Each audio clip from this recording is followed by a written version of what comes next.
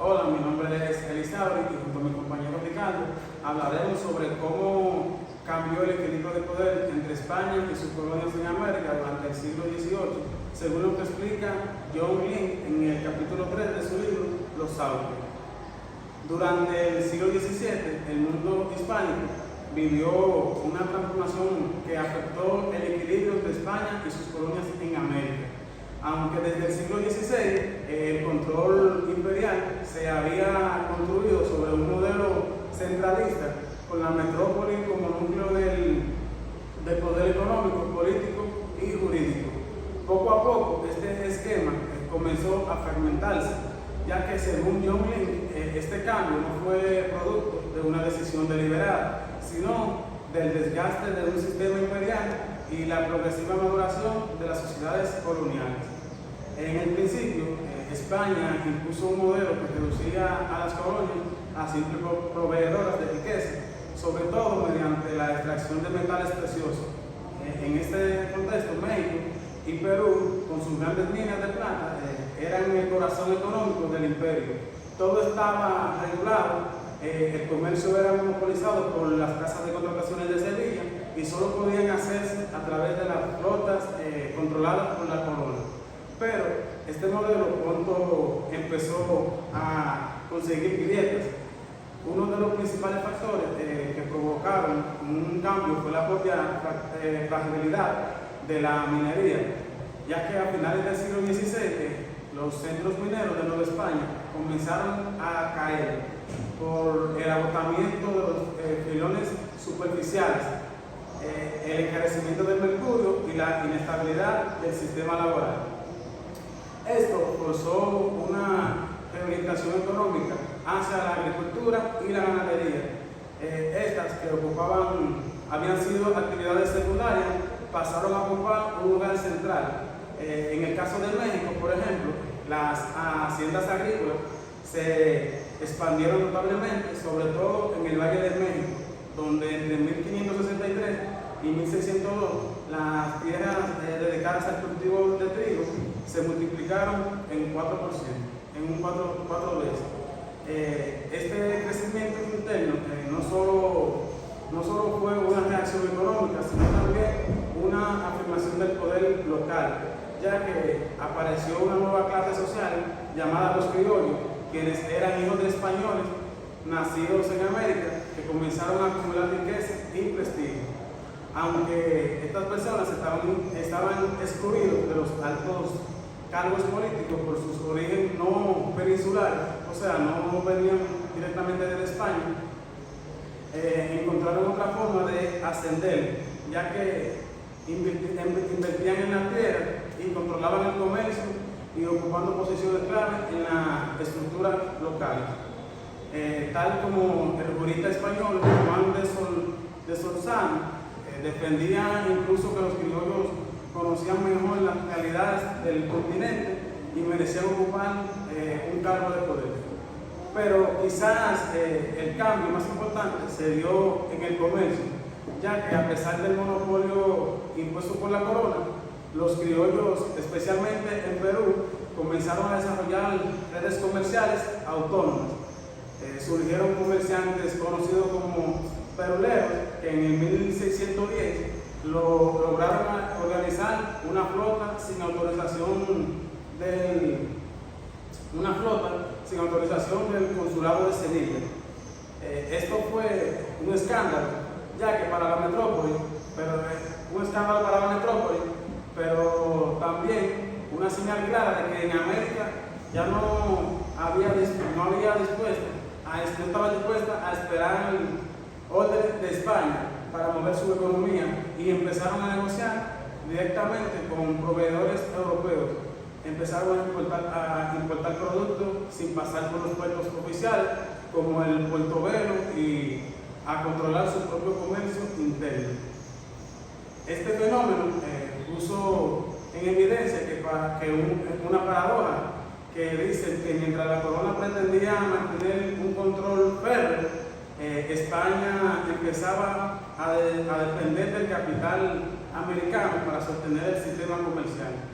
Y como señala Lee, hacia hacia mediados del siglo XVII, la famosa carrera de India no habría podido continuar sin la financiación y la organización de los comerciantes criollos.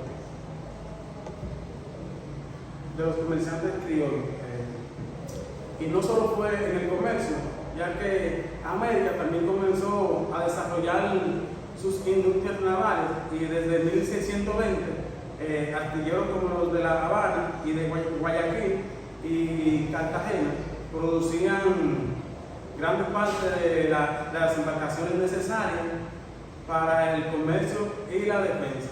En algunos casos, como el caso de Cuba, se llegó a concluir el 75% de los barcos que circulaban en el Caribe, siendo esta capacidad técnica e industrial completamente desarrollada en el continente americano, y mostró que ya no era necesario esperar barcos desde Cádiz o Sevilla. Y así fue como se fue consolidando un nuevo equilibrio, uno en el que América ya no era simplemente una fuente de recursos, sino una estructura económica viva y dinámica, y en muchos casos, en muchos aspectos, autónoma. Ahora mi compañero Ricardo va a explicar cómo el giro económico también transformó las sociedades, el trabajo y las relaciones de poder dentro de las colonias. Gracias, Elizabeth. En efecto, este reordenamiento del poder político no solo tuvo consecuencias sociales y laborales, sino también consecuencias políticas muy significativas. Uno de los cambios que se puede decir más drástico fue la reducción catastrófica de la población indígena. En el Valle de México, por ejemplo, se estimaba que la población era de 1.5 millones de personas y llegó a ser de 70.000 a mediados del siglo XVII. La epidemia, la viruela, sarampión y el tifus fueron devastadoras, pero también lo fueron el despojo de tierra, la pérdida de acceso al agua, la desnutrición y el agotamiento físico producido por los sistemas de trabajo forzado en los cuales los españoles lo imponían. Ante esta crisis de mano de obra, las colonias buscaron alternativas, y una fue la esclavitud africana. Hasta 1650 llegaron más de 120.000 esclavos a Nueva España, pero también se generalizó el sistema de peonaje por deuda. Este consistía en ofrecer adelantos en dinero a trabajadores, lo cual los dejaba atrapados en una relación laboral casi permanente. Esta figura se convirtió en una herramienta de dominación social muy eficaz y perduró por los siglos. En este contexto, la hacienda se consolidó como el centro de producción económica, a diferencia de la encomienda, que dependía del tributo indígena. La hacienda funcionaba como una empresa autosostenida. En ella se cultivaban trigo, maíz, caña de azúcar, y también se producía pulque, una bebida fomentada que se volvió rentable. Lo importante aquí es que la hacienda no solo era una unidad económica, sino también una base de poder social. Ser dueño, por ejemplo, de tierra le daba estatus, prestigio y acceso a mucha influencia. Pero el cambio no se limitó al mundo rural. La minería, aunque en crisis, no desapareció. Centros como Zacatecas y San Luis siguieron activos como nuevas inversiones, y también mejoraron la técnica como la amalgama y un mayor protagonismo del capital criollo. Es decir, aunque la extracción de plata seguía siendo el centro de producción, ahora estaba en manos de actores locales y ya no exclusivamente bajo el control metropolitano. Esta transformación económica se produjo también en un reacomodo del poder político.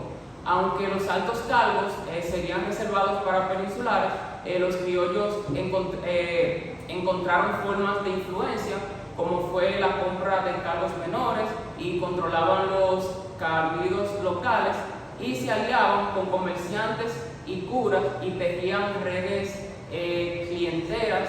En la práctica, esto le permitió gobernar de facto muchas regiones del virreinato, incluso sin reconocimiento legal. En conclusión, en el siglo XVII fue un momento clave en la historia del mundo hispánico, ya que se evidenció un antes y un después en el imperio. Gracias.